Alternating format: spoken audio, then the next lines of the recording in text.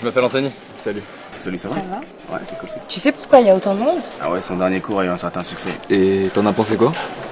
J'ai détesté. J'ai adoré. Ce prof est brillant. Un but de sa personne. Des techniques pédagogiques super originales. Je le trouve Mystérieux. louche et inutilement sévère.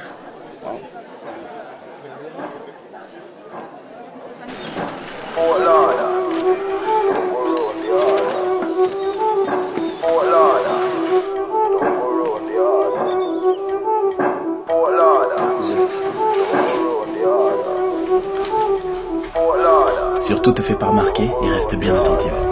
Pourquoi? Parce que c'est le meilleur. I see him, some do it. Vous êtes sûrement inscrits à ce cours en pensant y trouver la vérité absolue. Some do it. Eh bien, je peux tout de suite vous dire Hey yo, que vous aviez raison. just touched down and out of Do it. Je suis le professeur Guillaume Détales et bienvenue dans mon cours de psychologie sociale. Some do it. Comme on préfère l'appeler, comment sortir de la friend zone. C'est mon imagination ou le nombre de mes élèves a considérablement augmenté depuis la dernière fois. Bon, commençons. Je vous rappelle que la friend zone serait un endroit psychologique dans lequel on se retrouve piégé lorsque l'on ressent des sentiments amoureux envers quelqu'un qui n'a que des sentiments amicaux à notre égard. Qu'en avons donc conclu la dernière fois. Pourquoi? Qu'il y a la seule friendzone qui existe et celle dans laquelle on se met seul en se comportant trop amicalement avec quelqu'un qui nous plaît. Et donc? Alors sortir de la friendzone consiste tout simplement à changer son comportement. Opter pour le comportement séducteur au dépend du comportement amical. En gros, ça dépend que de nous. Très bien, maintenant faites-vous plaisir et donnez-moi des signes. Des signes qui nous montrent que nous nous sommes probablement mis dans la friend zone. La voix au téléphone. La voix. Si on s'appelle le soir et je prends pas ma voix grave de m'être fatigué, c'est clairement la friendzone. Très bien. Quelqu'un d'autre? Si je réponds rapidement à son message alors qu'il a pris des heures avant de me répondre, c'est la friendzone. Pourquoi? Parce que si c'est un pote et qu'il met des heures avant de me répondre, c'est pas grave, je peux répondre vite. Par contre, si c'est un flirt, faudrait pas qu'il croie que je guette ses messages. Plutôt qu'il le sache, c'est ça? Exactement. C'est plutôt une question sur un des signes. Accélérez, accélérez. Vous voulez que les gens nous quittent avant la fin de l'histoire ou quoi? Si elle like ou commente notre dernier post Instagram, c'est bien parce que... Pas forcément, mais si elle like une photo de vous qui date de 3 ou 4 mois, c'est bon signe. Parce que là, elle veut vous montrer qu'elle a remonté votre profil. Un dernier? Mais qui l'ont eu, Warman? Les deux tapes sur l'épaule. Les deux tapes. Alors, après avoir rigolé ou quand on est en train de se dire au revoir, une fille qui est à l'aise avec un garçon aura tendance à poser sa main sur son épaule. Alors si c'est juste poser ou caresser, c'est bon signe. Par contre, si elle tapote son épaule, là, croyez-moi, c'est la friendzone. D'accord. Très bien. Écrivez le sous-chapitre comment désamorcer le processus d'amitié. Désamorcé? Un problème? Vous en parlez comme si c'était une bombe, comme si c'était mortel. Depuis quand est-ce que l'amitié est quelque chose qu'il faut redouter à tel point qu'on doive la désamorcer? Bon, vous avez l'air d'avoir perdu un ami. Et vous êtes persuadé que c'est à cause de moi? Quoi, c'était votre meilleur ami? Écoutez, ce n'est pas de ma faute si votre ami C'est n'a... vous qui avez déclaré que la friendzone n'existait pas. C'est depuis vous qu'il remet tout en question si on a le malheur de leur envoyer un cœur bleu. Vous avez créé des monstres incapables de se contenter d'amitié. Depuis vous, dès qu'ils ont l'impression de détecter un signe d'une soi-disant friendzone, ils ont subitement envie d'en sortir. Parce que vous les avez encouragés à en avoir peur, à voir ça comme quelque chose de vexant, comme quelque chose qu'ils doivent désamorcer. Alors qu'au contraire, ce que vous n'avez pas dit, c'est que lorsque quelqu'un vous considère comme un véritable ami, vous comptez vraiment. Et bien plus qu'un énième crush comme on en croise 1 million dans une vie. Bien plus. Vous avez créé des monstres. À votre avis, combien de couples se sont formés depuis votre premier cours Comment sortir de la friendzone? Combien ont réussi à transformer leur amitié en relation amoureuse? Amitié qui durait sans doute depuis des années. Des centaines?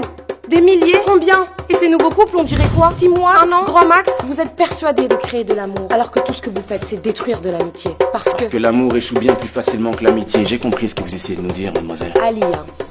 Je ne vous ai pas demandé votre nom. Eh bien, je vous l'ai donné quand même. Vous avez terminé, mademoiselle Alia.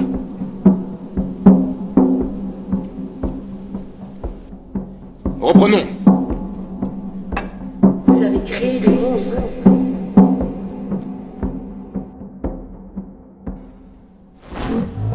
Détruire de l'amitié. Admettons. Vous, ne me donnez pas aussi votre nom, il ne m'intéresse pas. Quelle est la nourriture que vous aimez le moins? Quoi? Allez, dans quel restaurant vous n'allez jamais manger? Japonais. Pourquoi? J'aime pas le poisson cru, les sushis et tout. Si je vais, je prendrai que des brochettes. Donc bon, ça va un peu cher pour des brochettes. Ne me racontez pas votre vie. Quelqu'un est d'accord avec lui ici? Vous deux, vous êtes ensemble? Non, on est juste potes. Ouais. Combien de fois êtes-vous allé manger au resto japonais du coin de la rue à l'heure du déjeuner? Plusieurs fois. C'était bon? Ouais, j'aime bien. Pourtant, vous avez levé la main, vous, donc vous détestez ça, n'est-ce pas? Oui, mais... Vous aussi, vous avez levé la main. Vous y allez quand même à deux? Bah non, on y va jamais ensemble, vu qu'il n'aime pas. Vous avez compris, mademoiselle Alia. Votre théorie dit que je détruis l'amitié. Mais dans le cas 1, votre soi-disant ami va venir manger des sushis avec vous et des petites brochettes en vous cachant qu'il déteste ça. Tandis que dans le cas 2, votre ami vous dira qu'il n'aime pas ça en prenant le risque que vous y alliez avec quelqu'un d'autre. Et alors? Dans le cas 1, c'est-à-dire dans le cas d'une friendzone, votre ami n'est pas lui-même. On fait tous des compromis en société. Là, il s'agit simplement de poisson cru. Mais jusqu'où ira votre ami friendzoné pour vous plaire, consciemment ou inconsciemment? Il calquera ses goûts sur les vôtres, cachera sa vision de la vie s'il a l'impression que vous en avez une opposée. Par exemple, il ne vous exposera pas son avis sur la peine de mort s'il a l'impression que vous êtes contre alors que lui est pour. Pourtant, c'est ce que devrait faire un ami, car un ami est juste lui-même et ne cherche pas à paraître comme le gendre idéal. S'il vous a avoué ses sentiments, comment pouvez-vous être sûr que vous étiez attaché à votre meilleur ami et pas plutôt au masque qu'il revêtait pour vous plaire? Si c'est ce genre d'amitié que j'ai détruit, y a pas mort d'homme. Reprenons. Nous allons donc voir comment désamorcer une amitié naissante en plusieurs étapes.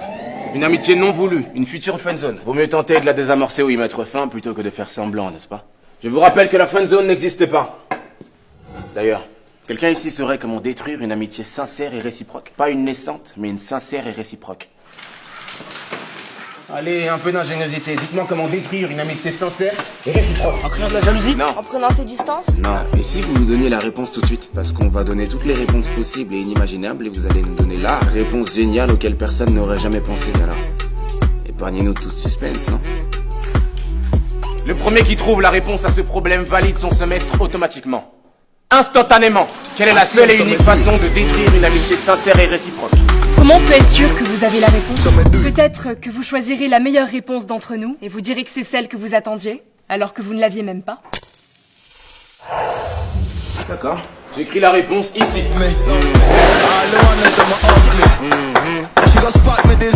Vous avez jusqu'à la fin du cours pour la trouver. Avec vos histoires de sushis, vous vous rendez compte que vous dites presque si l'ami n'est pas sincère, c'est de notre faute? Vous lâchez pas le morceau, vous? Mais c'est de la faute des théories comme les vôtres, en fait. Comment un ou une amie qu'on connaît depuis des années peut basculer de l'autre côté, subitement? Mais lui avez-vous dit clairement qu'il n'y aurait que de l'amitié et jamais autre chose entre vous? Non, mais... Alors il a le droit de tenter sa chance puisque la friendzone n'existe pas. Mais on n'a pas forcément besoin de le dire, en fait. Ça se voit dans l'attitude quand c'est qu'amical et que ça ne peut rien être d'autre. N'importe qui le verrait, vous croyez? À part quelqu'un à qui vous avez monté la tête avec vos théories, n'importe qui serait capable de détecter une attitude purement amicale. On parie? Donnez-moi votre numéro de téléphone. Quoi? Vous voyez l'homme de ménage à l'extérieur de l'amphi? Il s'appelle Richard, il travaille dans cette université depuis un peu moins d'1 an et il est homosexuel. Allez lui parler, invitez-le à sortir comme manger ou ce que vous voulez. Invitez Richard mais purement amicalement comme vous dites. Vous prétendez que n'importe qui reconnaîtrait votre attitude amicale. Mais si Richard croit plutôt que vous lui faites des avances, alors il vous dira qu'il est homosexuel et qu'il n'est pas intéressé. Dans ce cas-là, je gagne le pari. Et dans le cas contraire, s'il accepte le rendez-vous, c'est qu'il aura reconnu vos intentions purement amicales. Et là, c'est vous qui gagnez le pari. Facile. Mais je n'aime pas les tricheurs, alors donnez-moi votre numéro de téléphone et cachez un écouteur dans l'une de vos oreilles. Je vous appelle en haut-parleur pour que tout le monde puisse entendre votre conversation avec Richard. Alors, pari tenu?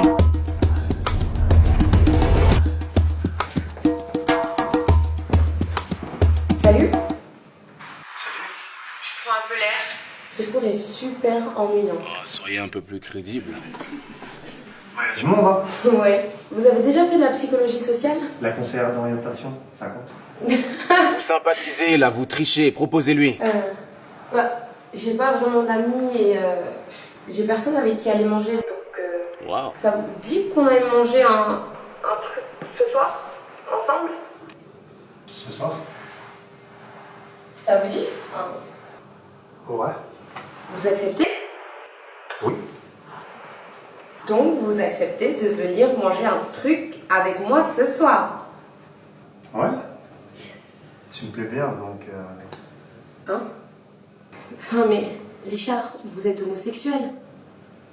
Homo quoi?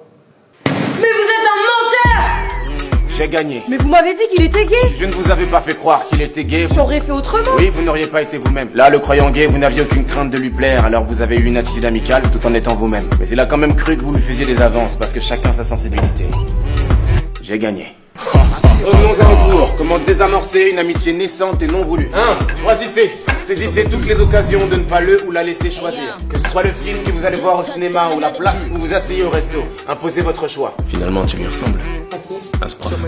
Hein, tu lâches pas l'affaire comme lui. Mieux vaut l'agacer plutôt que d'être toujours d'accord avec lui, ouais. Mais fais gaffe à pas trop le pousser à bout. Parce que je pense pas que lui supporterait de réaliser qu'il a peut-être tort. Ne soyez pas trop visiblement à l'aise. Montrez de la timidité et de la réserve. On est trop à l'aise avec un ami, pas avec un amant. 4. Soyez plutôt distant que trop présent. Ignorez-le ou là pendant 2 jours et revenez comme une fleur le 3e. Laissez l'autre revenir vers vous. 5. Non. Yes, c'est la fille qui m'a friendzoné, monsieur. Non, ne répondez pas. Ne répondez pas! Allô?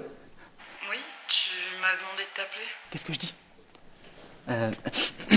Il y a plein de choses que tu ne sais pas de moi. Écoute Charles, si c'est encore par rapport à ce dont on a parlé, je te répète pour la énième fois que je te considère comme un simple ami. Je suis désolée si t'as compris autre chose, mais... Tu n'as jamais été une amie pour moi. D'accord, tu me l'as dit 10 fois, j'ai compris, d'accord. Mais s'il te plaît, Charles, arrête. Tu m'appelles tous les jours, c'est bon, j'ai compris. Tu commences réellement à me faire peur, en fait. Lâche l'affaire, s'il te plaît. Allô? Alors c'est bon? Elle va me rappeler, c'est ça? C'est quoi la prochaine étape? Vous allez me sortir de la friendzone, monsieur? Hein? La friendzone n'existe pas? Asseyez-vous et fermez-la. Vous ouvrez encore la bouche sans que je vous ai donné l'autorisation et je vous mets à la porte à tout jamais. Vous avez compris?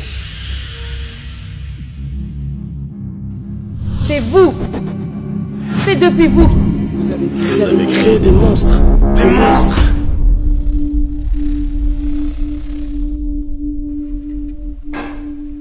Mademoiselle Alia, je suis désolé que vous ayez coupé les ponts avec votre meilleur ami, simplement parce que mon cours l'a poussé à être sincère avec vous.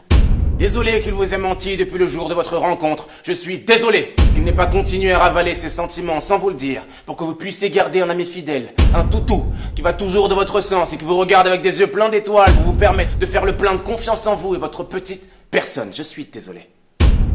Mais ne nous faites pas croire que vous ne le saviez pas. Vous faites semblant d'être remonté contre moi et mon cours, alors que vous n'arrivez simplement pas à avaler le fait qu'il vous estimait bel et bien comme un énième crush comme on en croise 1 million dans sa vie. Il était votre meilleur ami. Mais vous n'êtes visiblement pas assez bien pour être la sienne. Faites avec.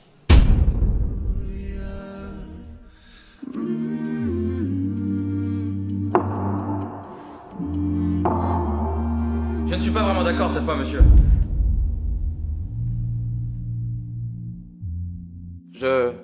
Enfin, peut-être que son meilleur ami la considérait vraiment comme son ami, sincèrement. Ah, c'est donc lui ton ex-meilleur ami. Mais que suite à votre cours, qui était génial, peut-être qu'il s'est dit que s'ils s'entendaient si bien, peut-être que ce serait du gâchis de ne pas tenter de se mettre ensemble. Et puis, peut-être qu'à force d'y penser, il a fini par lui faire part de tout ça. Mais que ça a brisé quelque chose entre eux et qu'ils ont préféré s'éloigner. Mais de là à dire que l'amitié n'était pas sincère... Je vous avais dit que le prochain qui ouvrait la bouche dans mon cours sans mon autorisation serait mis à la porte, alors fichez-moi le camp. Je dis fichez-moi le camp! Vous croyez où là? J'ai une tête de psychogigale ou quoi?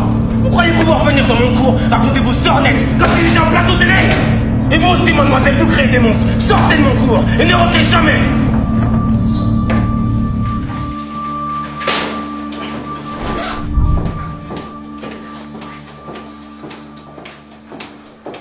Ce prof est complètement malade. Je te dirai pas que je te l'avais dit. Tu changeras jamais, toi. Est-ce que tu penses qu'on devrait... Doucement, doucement, n'allez pas trop vite.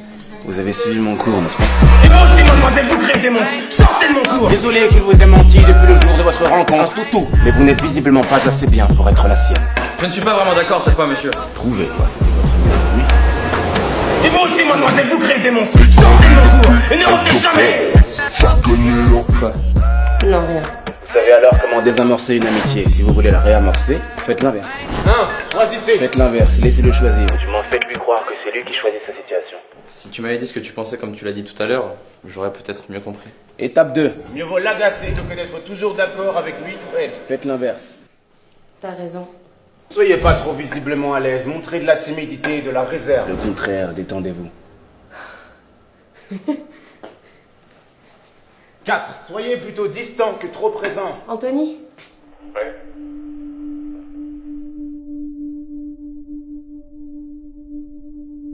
La friendzone n'existe pas. C'est un endroit psychologique dans lequel on se retrouve piégé lorsqu'on a fait une erreur comportementale. Ça arrive, ça se rectifie. Tu sais, on peut aller parler et manger à la pizzeria, là où on avait l'habitude d'aller.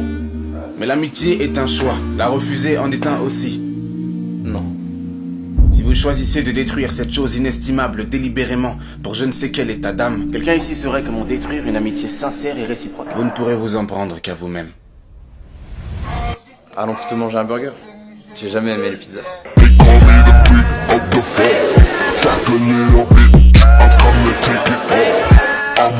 étapes sur l'épaule.